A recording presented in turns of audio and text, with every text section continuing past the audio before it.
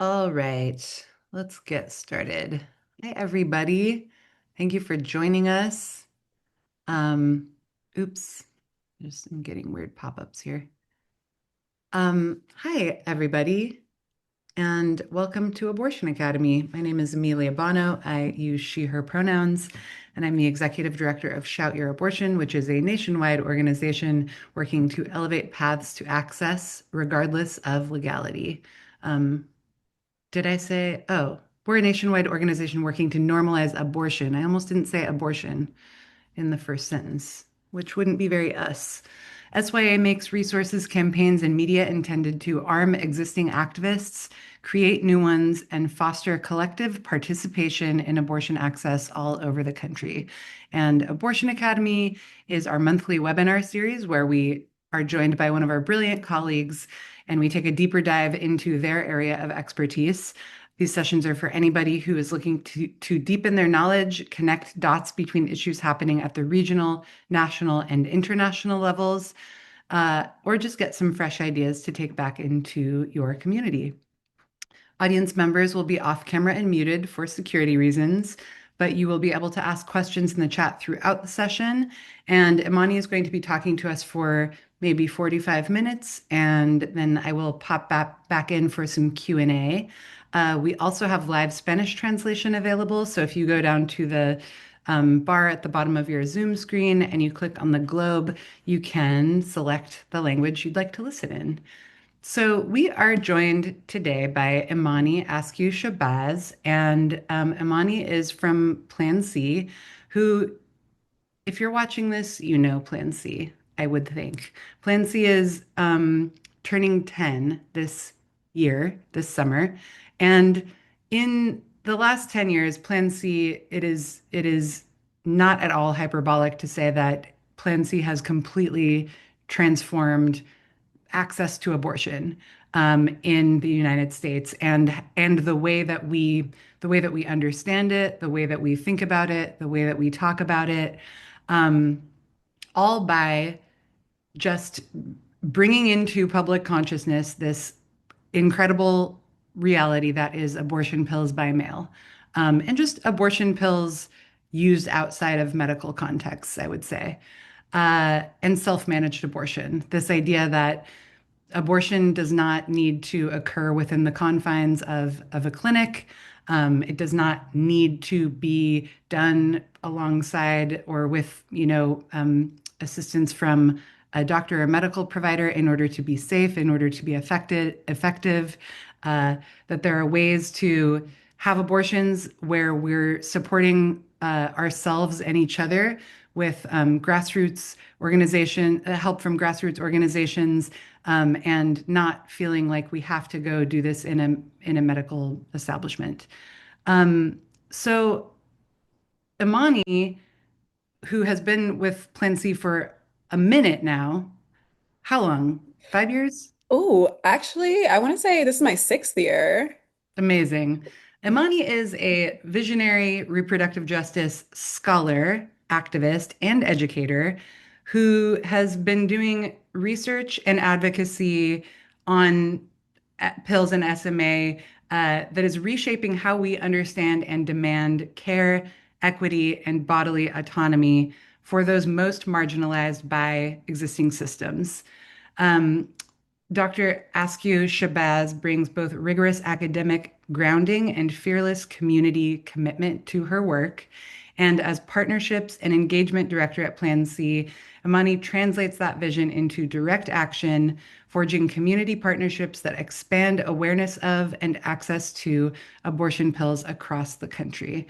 So, we're going to be hearing from Imani about some of the history of Plan C, what Plan C is up to, and how you can get involved, both with the organization and just sort of in pushing forward the work of making pills by mail more understood and widely like just making sure that your community knows that this is an option.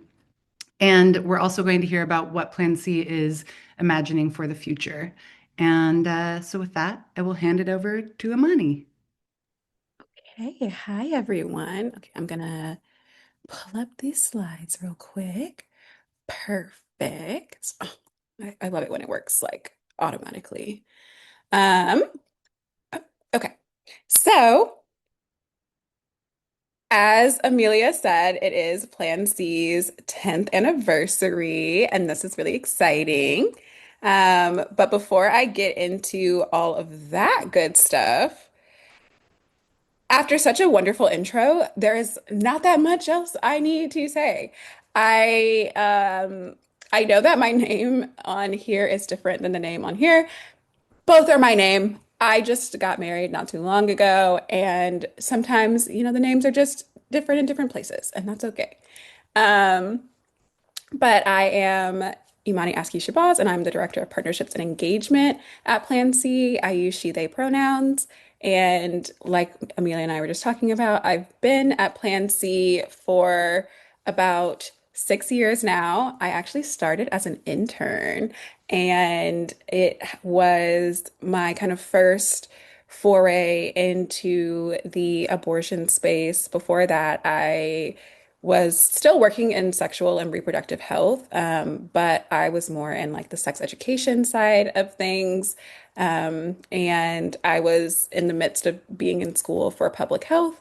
And I actually just finished with my PhD in public health. And so now I finally get to say I'm like Dr. Askew-Shabazz, and that has been crazy. I've been in school for so long.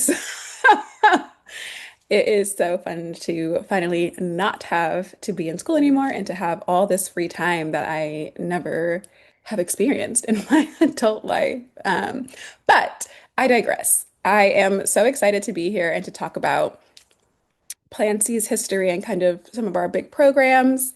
And what we're going to be talking about today is just an intro to Plan C, although I know you all are likely already familiar, so I'm going to keep it cute, keep it brief, and then go into a little bit of a brief history of Plan C and some of our like key moments, some of our projects that I want to share with you all, and I hope you will want to get involved in after this, and then just a little bit of looking forward. Okay. So, Plan C is a nonprofit research-based website that houses a comprehensive state-by-state pill guide with information on abortion pill access by mail nationwide. And our vision is a near future where abortion pills by mail, which is a very safe and effective method, is in the hands of anyone that seeks it and really moving agency over abortion back to the individual. And I know Amelia in the introduction was talking about how we really want to kind of demedicalize the abortion experience and process. And part of that demedicalization is wanting these pills to be able to be used by people in the comfort of their own homes or wherever it is they feel most comfortable. And that is something that we really try to center in the work that we do at Plan C and have that vision centered in all the programs and things that we do. So most people know Plan C for our guide to pills, but we also do so much more. And this is what people don't always know. So there are four major ways that we take up space in the kind of abortion ecosystem. And the first one is conducting research and publicly sharing that information about how people are accessing abortion pills in the US, whether it's through domestic providers or international providers, and just sharing the global evidence about the safety and efficacy of medication abortion. And so, of course, the guide is where like a lot of that research goes, but also we are involved in things like researching how to make the process of abortion pills by mail easier for people, more accessible to people, how people need support in those moments and support models, um, how to best set up practices for telehealth abortion services. And so there's really a whole kind of research wing of Plan C that is exists in the background. And the second thing is building collaborative relationships, and that's with providers, reproductive health and justice organizations, technology innovators, grassroots organizations, really anyone who shares the vision of a demedicalized abortion pill by mail process. And this is a huge way in which we work with other people. Um, it's also my bread and butter at Plan C, so I'm a little biased when I talk about partnerships and engagement because I spend all day talking to just the most amazing people who really share this vision of making sure that people are able to access the care that they need. And over the time that I've been doing this, I have been able to meet the most amazing people, including the Shout Your Abortion team, who we love dearly.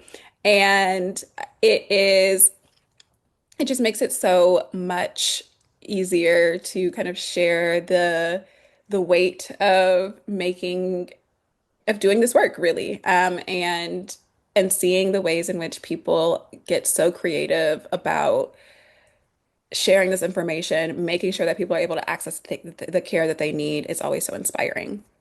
Um, Thirdly, we also call for universal access to abortion pills and specifically destigmatizing and normalizing the self-managed abortion. And so, partially, we want people to have access to it, but part of getting access to it is also feeling comfortable accessing it. And so that's really where the work to destigmatize and normalize comes from.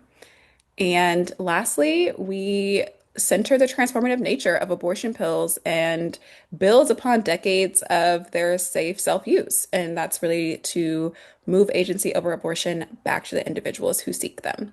And again, that is like the core of what we do at Plan C is just making sure that we are keeping that vision in mind and always moving in a direction that will help to free the abortion pill, if you will.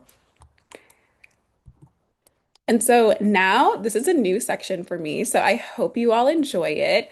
This is going to be a brief history of Plan C, and I spent a long time trying to make a cute little timeline. So here we go. Okay. So these are going to be some of the key dates in Plan C's history.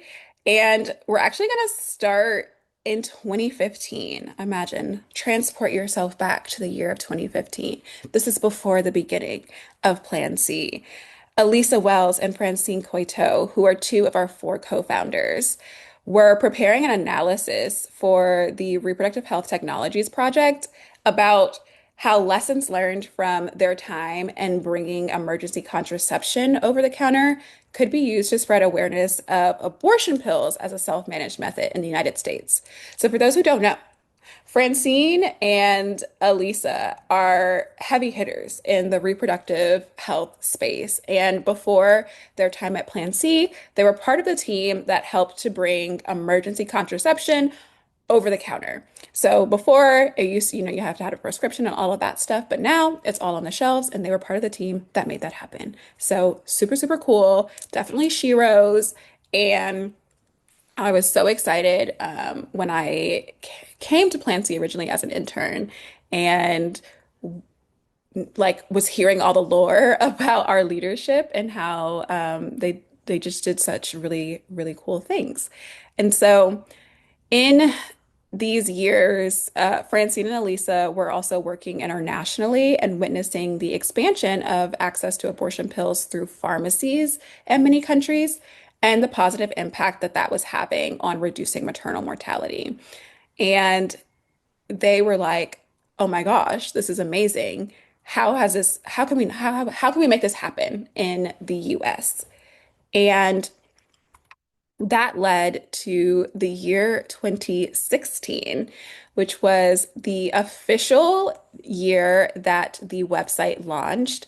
And 2016 was an interesting year as well because this was the first year that Trump was this was the first year that Trump was elected.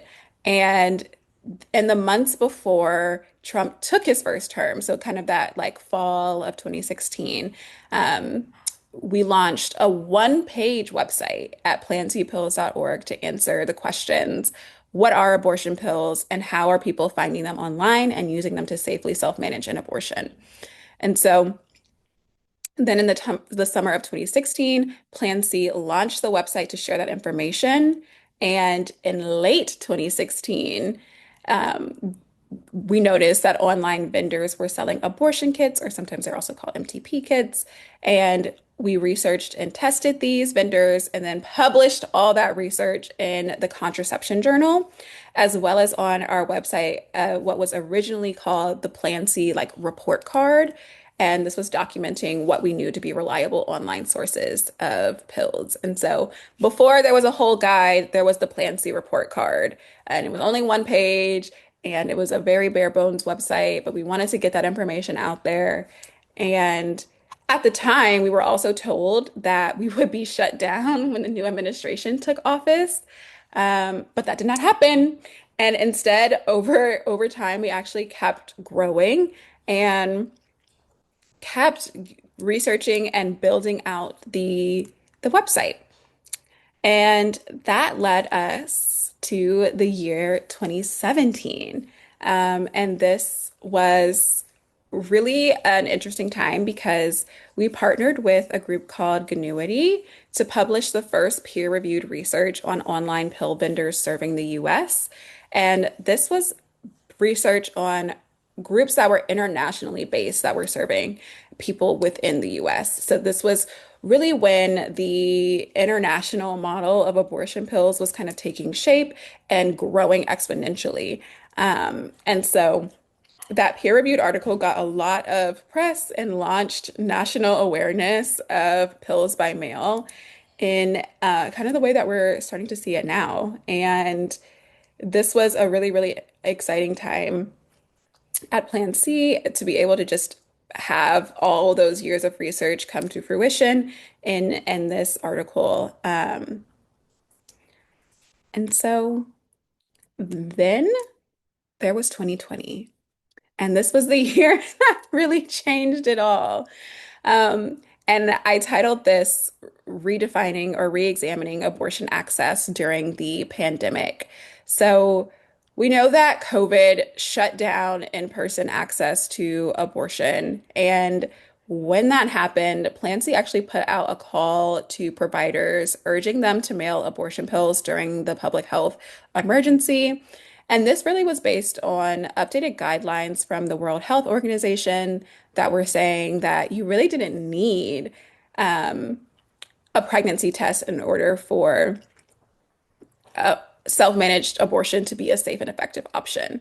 And so, as early as March of 2020, some providers started mailing pills, and a judge's ruling in July, which was the ruling that took away the in-person dispensing requirement for mifepristone, it really opened the door for telehealth services to begin. And so clinics and telehealth startups fast-tracked the adoption of this kind of new telehealth self-managed abortion option.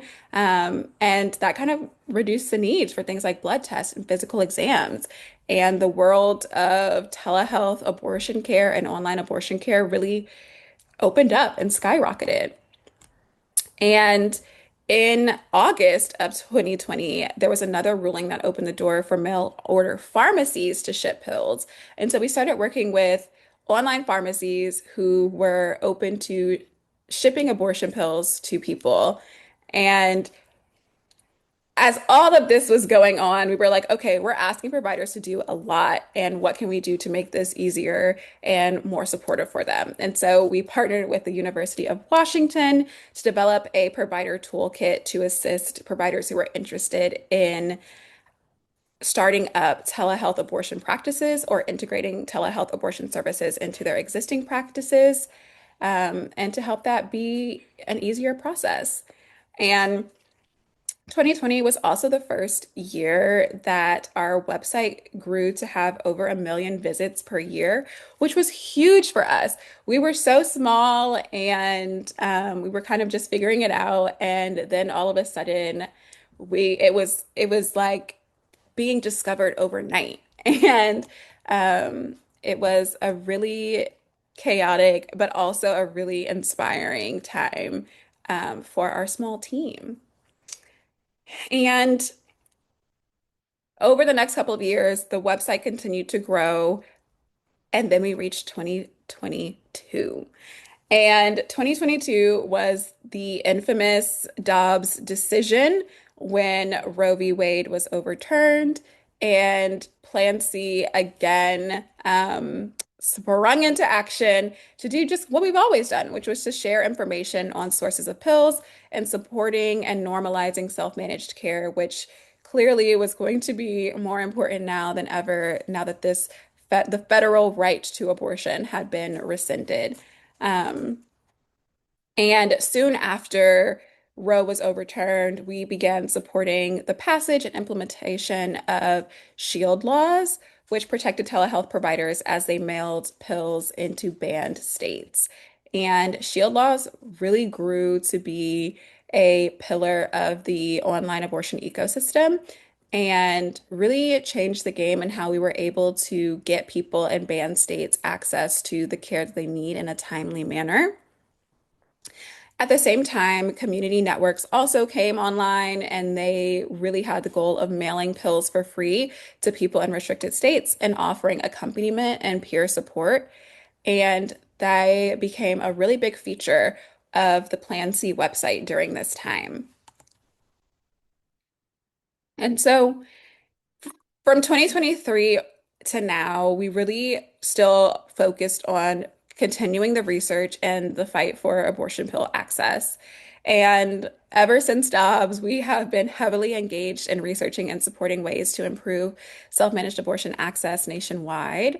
And this will continue to be what we do until it is either no longer needed or we get shut down by powers to be that are like larger than us. But until then, we're going to keep rocking and rolling.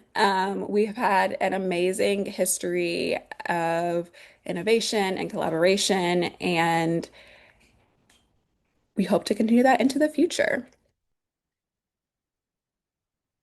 And just really quickly, because I know that this was huge in the past couple of weeks, what about the most recent FDA case?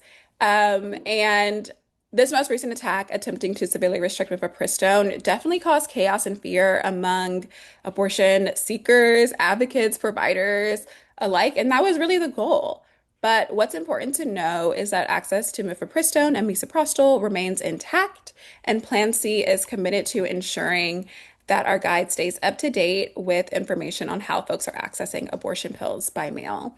And we know that that ecosystem also includes US licensed clinicians, in addition to robust alternative distribution networks, which have grown and strengthened across the US over the past decade. And so we feel very confident that, kind of regardless of what happens in the courts here, we will be able to have access to mifepristone for years to come.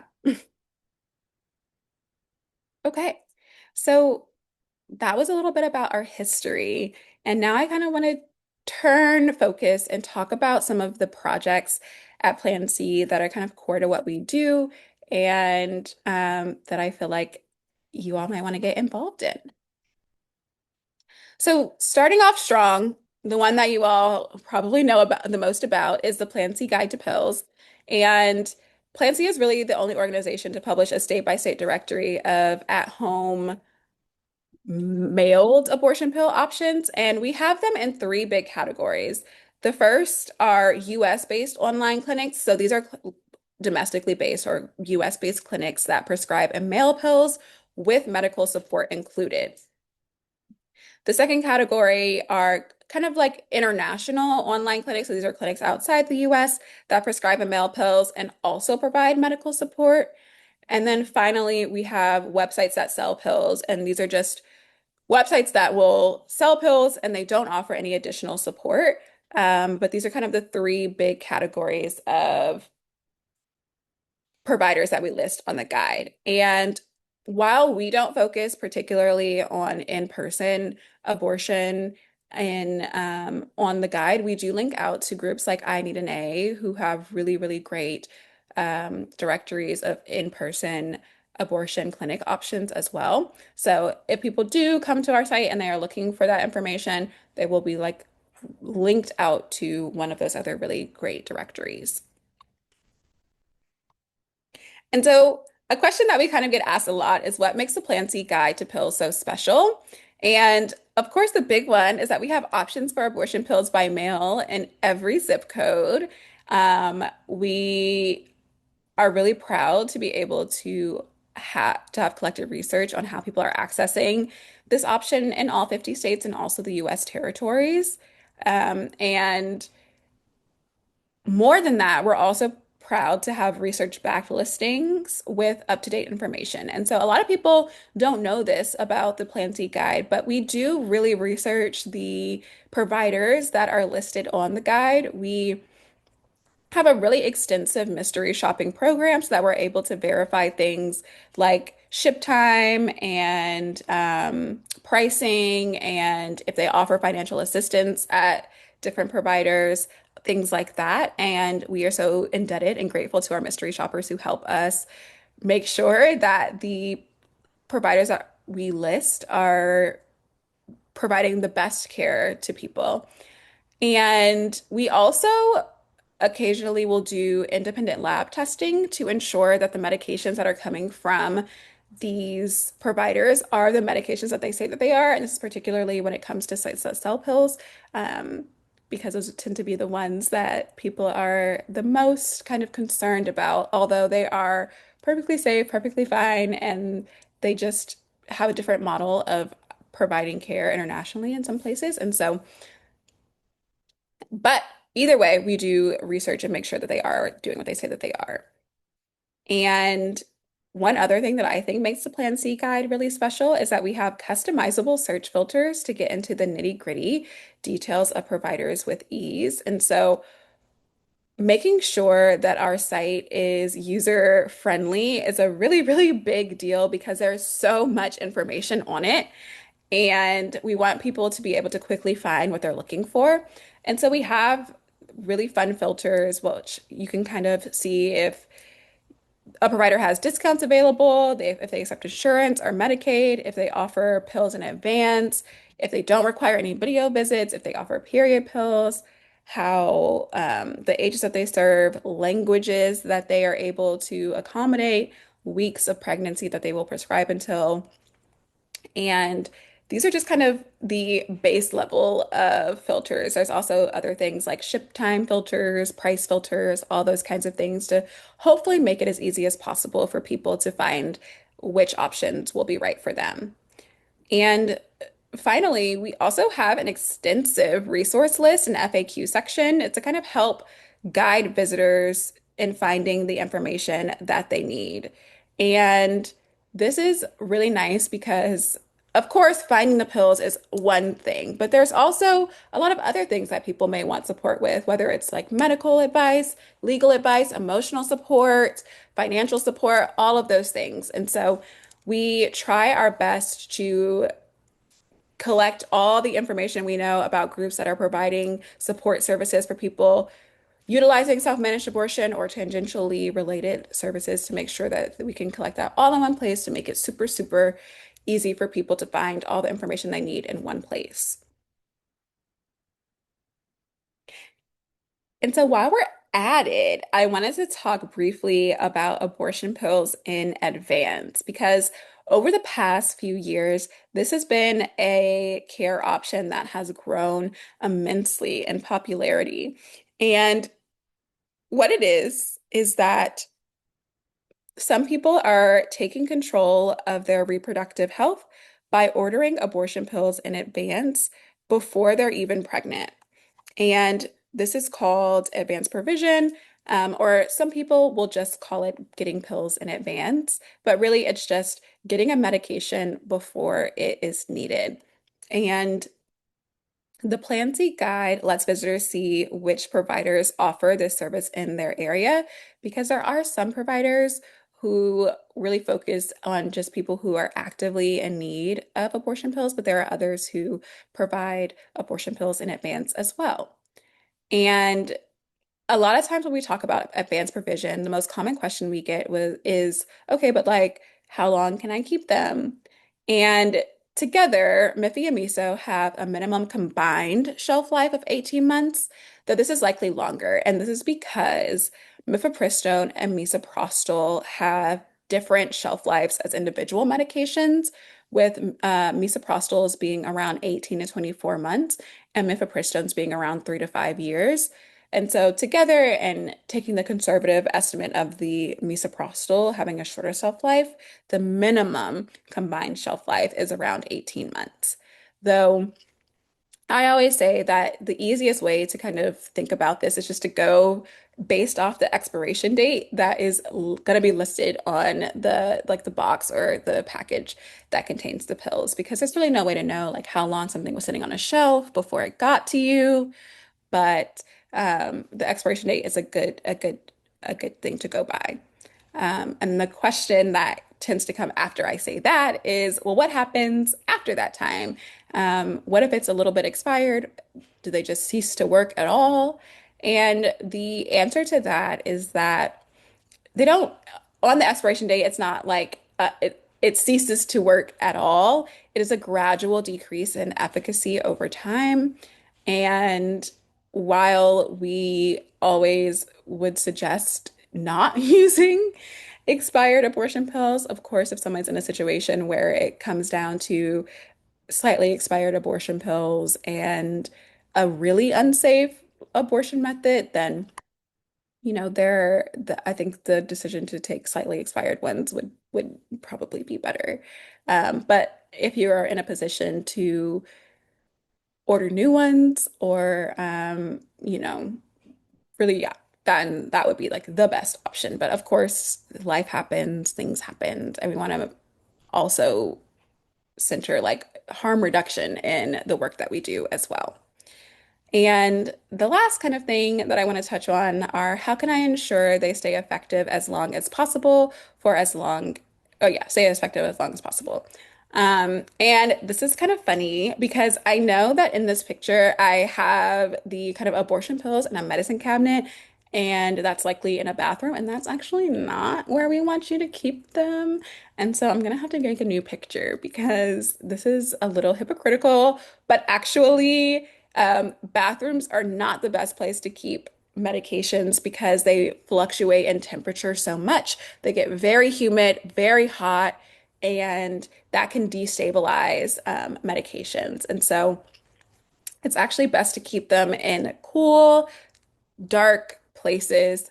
So things like sock drawers, kitchen cabinets that are like away from the stove, things like that. So ignore that this is in a bathroom cabinet in this picture and listen to my words and then say that keeping them in a cool, dark place will keep them as effective as possible for as long as possible. Okay. And so moving on to the other kind of big program that we have at Plan C, I want to talk about the Plan C community. So Plan C is more than just a resource. It's a community of activists and organizers and advocates who are all fighting for accessible, self-managed abortion care. And this every time we had a like something big happened in the news when it related to abortion, whether it was like Dobbs or SB8 in Texas or some big restriction of abortion care, we would always get a big outpouring of support and people wanting to get involved. And the way that we kind of house that support over the years is the Plan C community, which is our hub for community education, advocacy, and engagement. And over the years, the Plan C community has grown immensely. And there are now so many ways to get involved through the community.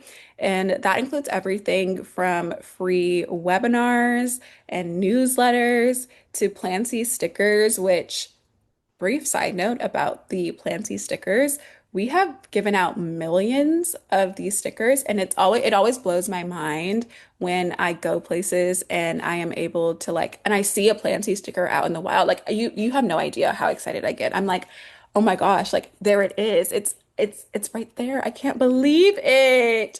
And I always see them in the most random places, which I love. I've seen them in like bar bathrooms. I've seen them in airports, train stations. I've seen them on like stop signs in New York City. They're kind of just everywhere. And it is, I think for me personally, as someone who's been at Plancy for a while, such a really cool way to kind of like see your work out in the world and to see how willing people are to share this information in their communities. It's just been so cool. And so Planty stickers are free to order. And I will also drop in the chat the link to where you can find these stickers and things. Oh, sorry, I didn't want to put that in there. And we also have DIY advocacy materials as well as a free newsletter and Discord servers. And so there are so many ways to get involved. You can check out all those different ways on the Planty community website, but there's one way in particular that I want to really touch on because I feel like it's one of our really exciting projects, and that is the Planty Community Road Trip. And this is our, let's call it our information tour. And this year it's running from April 25th to through November 15th, 2026. And we are trying to reach all 50 states and also Guam and Puerto Rico. And the road trip is really a 6-month nationwide outreach effort that brings abortion pill information directly into communities wherever people are already gathering. And so this is always a fun point to note is that the Plan C team is not like traveling to all 50 states, but what is traveling is the information. And what makes the road trip so fun is that it doesn't ask communities to change. It asks what's already happening and how we can support the work that groups are already doing to spread information about self-managed abortion. And this is really important because access to abortion information it can be uneven and confusing, and often intentionally restricted in a lot of places. But people still need answers, they still need community, they still need access. And that's really where the Planty Community Road Trip comes in, and we meet people where they're at. And whether it is at bookstores, comedy shows, campuses, kitchens, mutual aid events, everywhere, it has been really, really cool to see how creative people get with the ways in which they share information. And some of the cool kind of projects that have come out of this are partnerships with groups like the Autonomous Body Shop, which is a mobile mutual aid project. And we worked with them to do like happy hours, college zine nights, tabling at street fairs and protest. Groups like the Unapologetic Street Series, which we worked with them to host outreach events at nail shops impacted by ICE raids, clinic info shares in Puerto Rico, and also groups like the Turnaway Project, where we worked with them to do staged readings of a, a play that took the original kind of Turnaway research study, which looked at kind of how abortion impacts people and the ways in which they get care and how not being able to access abortion affected their lives. And they turned that research into a play. And we worked with them to do kind of stage readings of that play. But the really cool thing about the Plan C road trip is that it can be anything. And I think that as someone who works in the partnership sector of Plan C, I always love this part because we get to meet so many cool activists with so many cool ideas. about how to spread the word. And I have been able to be a part of events that are like band booked fairs, pole dancing workshops, oh, what else? Yes, like nail salon, all the things. And so the really cool thing about this is that anyone can email us if they have an event that they would like highlighted or supported. And we make a really big map of where all these activities are happening around the country. And we always are looking for people who want to get involved. And so that can look like hosting an event. If you want, we can become a long-term collaborator. It could look as simple as tabling at an event with Plan C materials. It could look like co-hosting an info share or community conversation with the Plan C community team, adding stickers to your outreach efforts. We've also had people do like sticker bombing parties and all sorts of things. And so really the more creative, the better. And this is really just an opportunity for all of the creative juices that live in the heads of the abortion advocates to have a space to live and to get connected. And we also have a community Discord server. And so, with that same link to the planting community, you are also welcome to sign up for that. And that's kind of where all of the planning and the camaraderie of talking to other abortion advocates across the nation, where that all kind of occurs. And so the next thing, and like the last thing I want to talk about is next season on the Planty community. So this is a little sneak peek at something that is upcoming. So you heard it here first.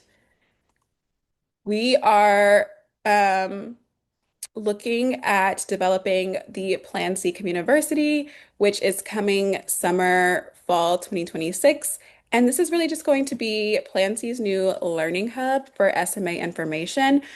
Currently, we have a whole bunch of different webinars that we do. So those include things like our Legal Eagle webinar, which looks at,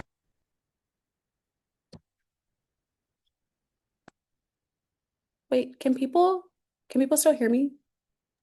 Yeah. Okay. Okay, great. Thank you. Yes. Um, which right now we have a whole host of different webinars. So the Legal Eagle, which looks at legal issues at the in the self-managed abortion space where people can get their legal questions answered. We have an Ask the Midwife one where people can get medical questions answered and talk to midwives about abortion topics. We have a digital security webinar where we look at all the kind of like new ways to keep ourselves safe online.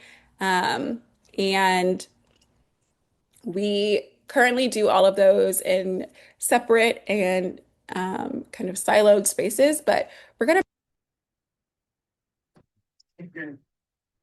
we're gonna bring them all together. And also with this community, there will be opportunities for things like town halls and other educational events and more. And so if you want to stay updated on the launch or the best way to do so is to sign up for the community newsletter. And we'll learn more about it there. And so I actually sped through this, and that was the last thing that I wanted to talk about. So I have a little bit of extra time for questions. Yay. Thank you, Imani. It's that was it's really amazing to reflect on 10 years and like I don't know, looking at the timeline and thinking I remember so much like the moment really when SB8 happened, Yeah. which I guess it was 2021, right? It was Hmm. like, yeah, it was like n maybe a little less than a year before Dobbs.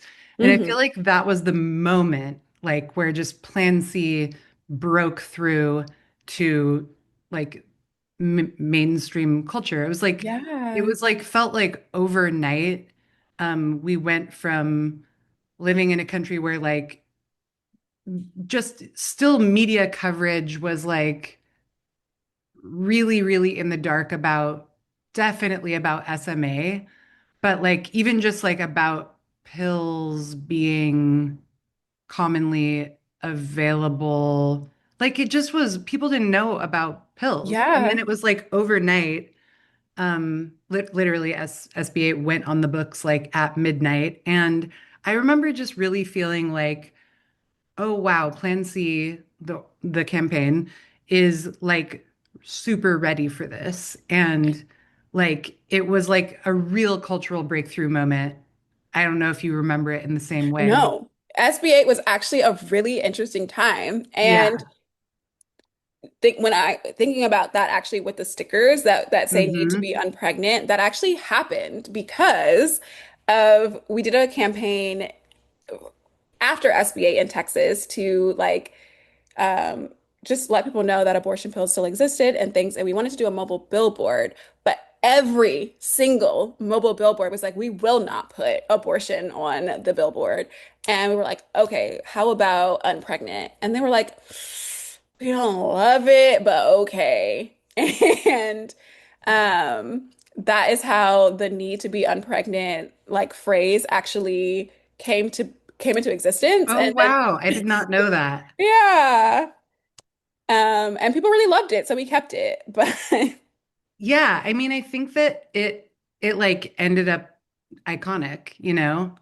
Um, oh, here I can also stop sharing so that we can. oh yeah, okay. There you Okay. are. Hello. Yeah, I think that is really interesting that that's how it came to be. I had no idea. And yeah, I feel like SB8 was a moment where like it, I mean, I don't ever want to say that anything had a silver lining, but like I think that for like a lot of abortion funds and like a lot of folks had been working locally. And then it was like all of a sudden, because so many Texans were having to leave the state, like abortion just like became a n- national, like abortion Yeah. advocacy and like what had essentially been like localized practical support became kind of national, like all of our networks just started getting super dialed overnight. And it was like also just Plan C, like the guide was there. And so it was just like when everyone is like, what do we do? It's like go to Plan C. Like that's the answer.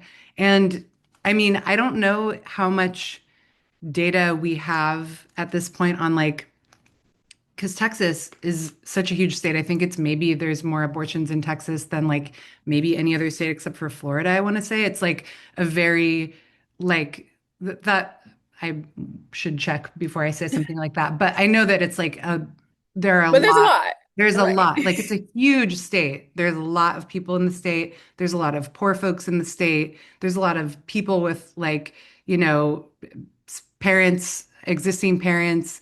Um, and like, I think that I don't know if we'll ever know how many people received pills by mail versus leaving the state because obviously there's not like super clear-cut data on SMA numbers. Although one thing I wanted to ask you about is Plan C has been like recently talking about the numbers of people that are using community networks to access pills, which like can you just explain what a community network is Yeah. real quick? Yeah. And like maybe if you can, I don't know how public y'all are being with like those figures, but I feel like there's like kind of some new data.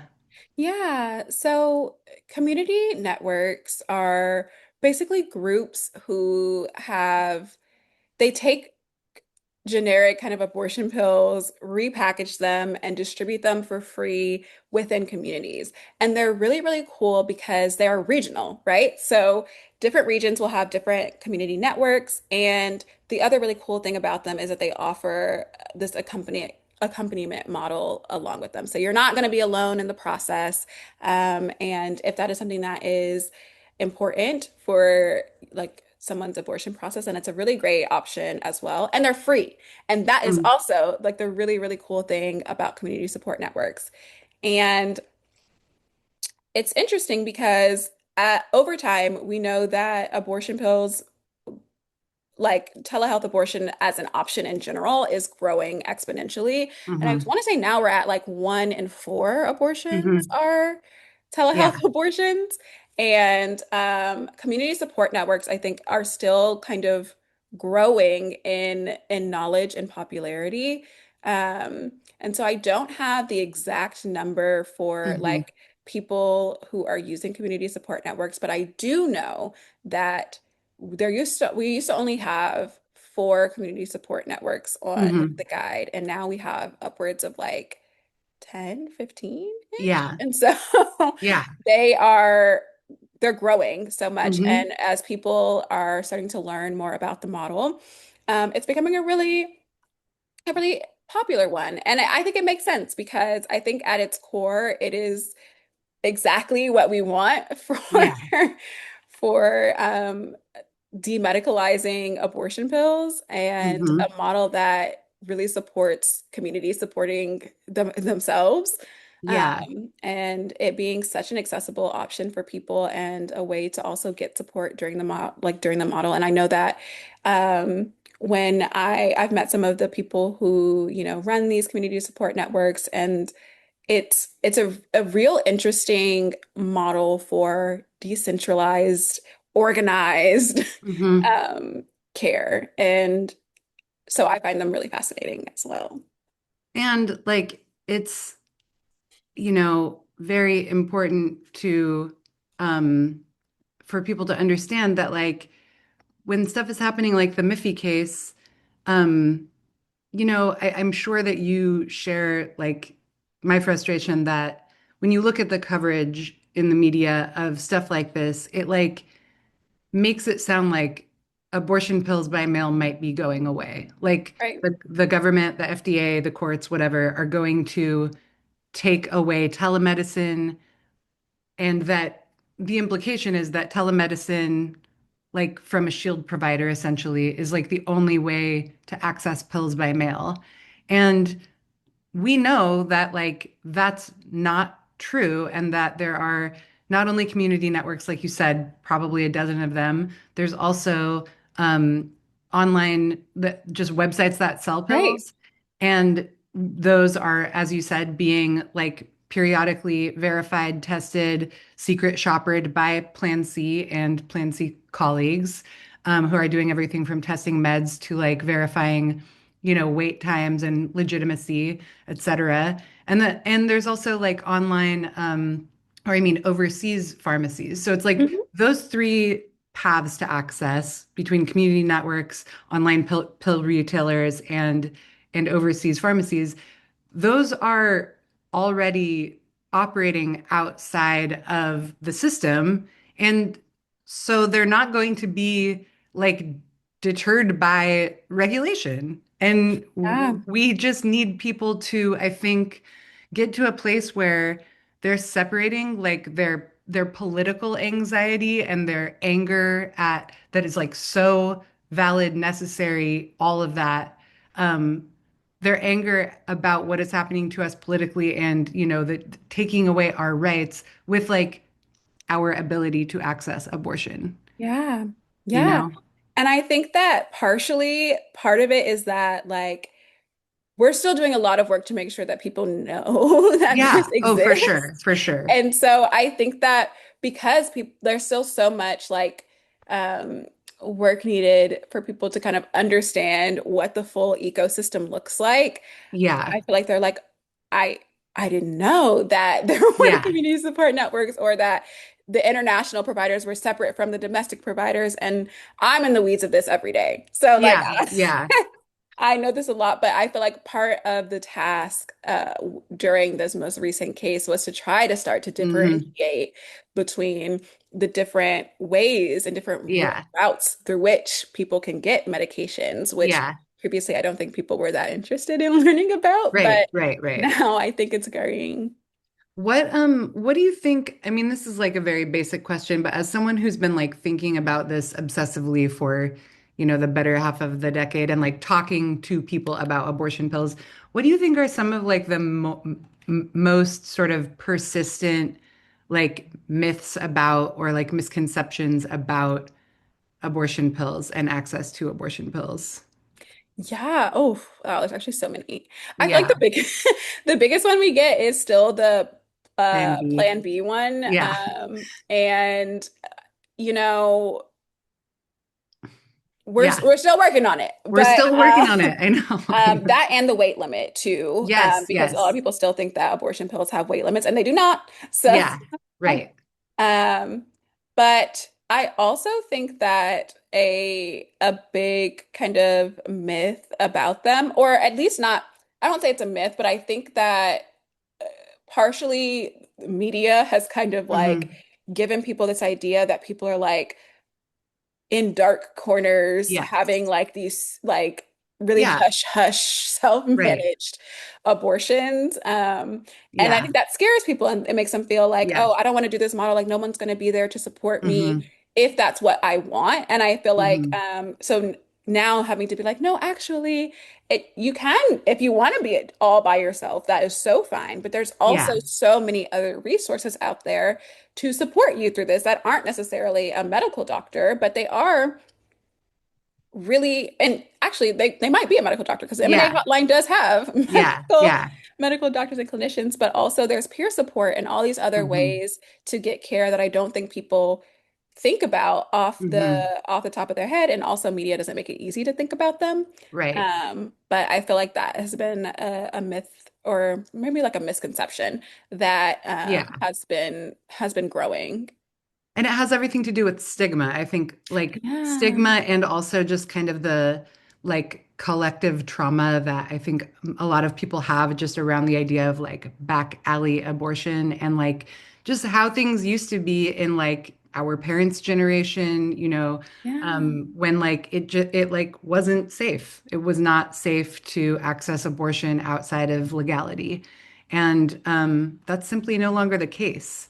I wanted to ask you about, you talked like a little bit about sort of like legal risk, but Mhm. I wanted to ask if like how you talk about that to someone who is expressing like apprehension about like, is it safe? Am I going to get in trouble? Yeah, and that's always a really hard question because people have such different definitions of even what trouble Yes. means. And Yeah. I And think risk is that, like a personally defined thing? yeah. And what I always say is that, of course, we're not lawyers. We can't Yeah. guarantee 100% safety in any clear-cut way, but we are Hmm. all working to minimize risk as much as possible. And we have so many resources to kind of help out in that. And I think Hmm. that that is also, again, with people not knowing that there are actually so many resources out there to help them in this process. Um, but that being said, most of the laws around self-managed abortion provision don't actually Hmm. target like the person themselves. They target like Right. the person who is like giving the pills. Um, Hmm. and also, we are trying to do more education around digital security and Hmm. safety so that people can feel more secure in being able to know that their like digital footprint isn't being tracked. And this is important not Hmm. only in the abortion space, but increasingly as data becomes currency in this Yes. world. Oof. Things like VPNs or using more encrypted browsers are just things that kind of should become things that we do. And Yeah. that's really annoying, I know, but um, in a world that technology really is like, I don't know, our overlord, we Yeah. have to Yeah. Yeah. um, kind of I shift think, there. yeah. I mean, I think that like it is a hard question to answer because you don't want to be like overly like because everything the risk assessment is completely personal. And it's like I believe that in the same way that like only a person know like a person is the only person that knows what to do with their pregnancy. Like they're the only person that knows like how to navigate their own lives and Right. like who they are and what their community is like and like what their risk profile is and just like all of the things. But we can say that like hundreds of thousands of people Right. have safely, successfully self-managed their abortions um, in states with restrictions at this point and without um, facing prosecution. You know, And they're and working that the so hard. relative number of people who have faced prosecution is incredibly low. Hmm.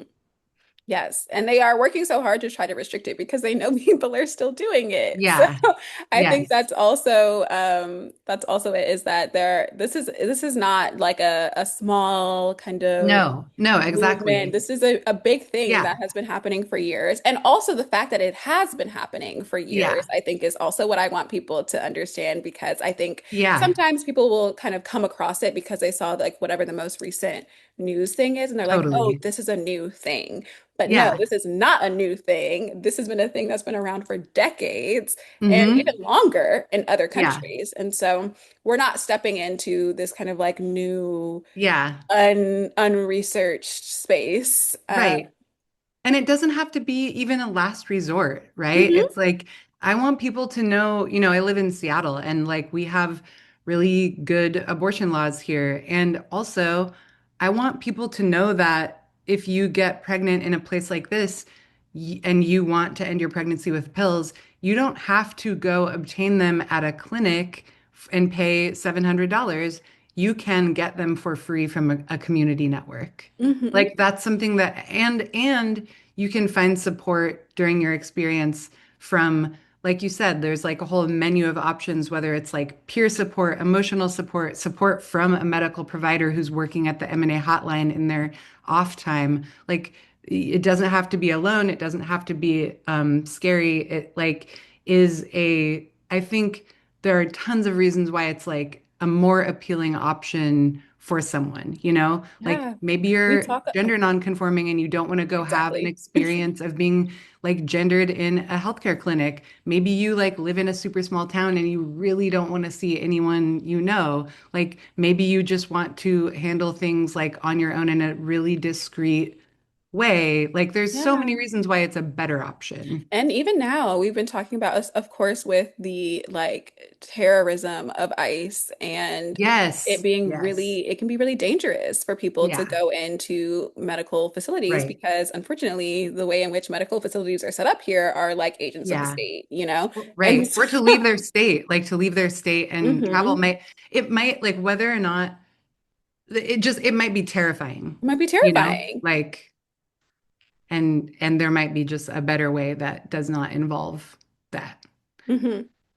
Um this has been wonderful. There is a question in the Q&A that is very LA specific. Is the Unstoppable event in LA still happening next week? Was wondering where I can register. Can you tell us about updates? Yeah. Yeah. Unstoppable, the event has been postponed. So stay tuned for more information about that. We wanted to do it in June, but then some little organizational things happened. And so we had to push it back. But thank you for asking.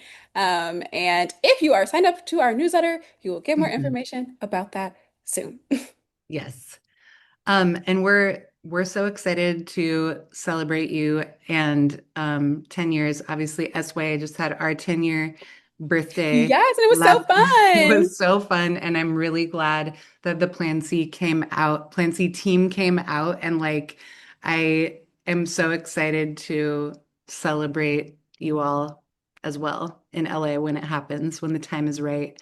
And thank you for joining us, Imani. Is there anything else that you didn't like have a chance to get to that you want to touch on?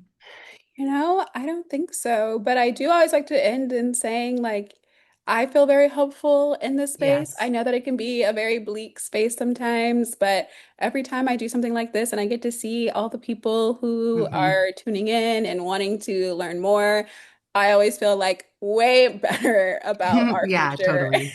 Yes. So Yeah, I agree. I mean, when people say stuff to me like, people like outside of the work are like, "Oh, your job must be hard." It's like it it is hard. Like there's no way around that. But like I get to be around people like yourself and like all of our just like movement colleagues like all day, every day who are relentless and undeterred and like genuinely hopeful.